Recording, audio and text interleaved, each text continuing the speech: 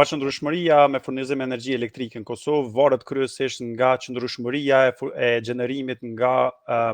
impiantet e gjeneruese të Kosovës A dhe Kosovës B. Si rrjedhoj e moshës së tyre, domthonë vjetërsisë së tyre, këto impiante janë të paqëndrueshme dhe si rrjedhoj e kësaj kemi edhe ndërprerjet e mëdha të energjisë elektrike apo rritjen e nevojës për importe. Siç dihet, importet me energji elektrike në Kosovë kanë një çmim shumë më të lartë se sa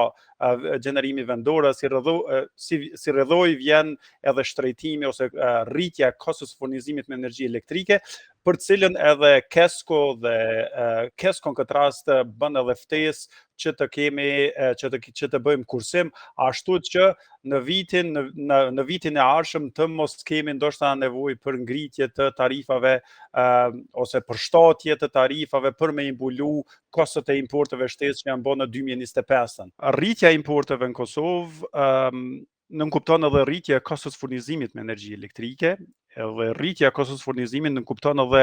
tarifa më të larta për konsumator. Se dojna me pas furnizim stabil me energji elektrike, ne duhet të importojmë.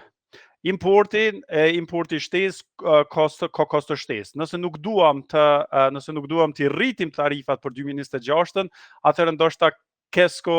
ja jep këtë informacion KEC-it, ashtu që edhe të ketë ndërprerje varësisht nga regionet cilat KEC në këtë rast i përcakton. Institucionet e Kosovës duhet me i përgatit rregullativat, duhet me i përgatit kornizat ligjore, ashtu që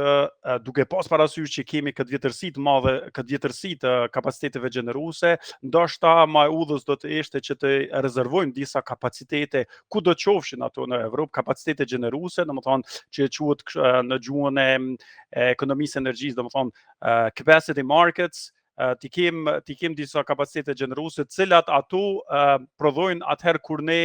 kur ne kemi ndërprerje me energjinë elektrike, dhe këto institucionet e Kosovës kanë rënë disi në gjumë.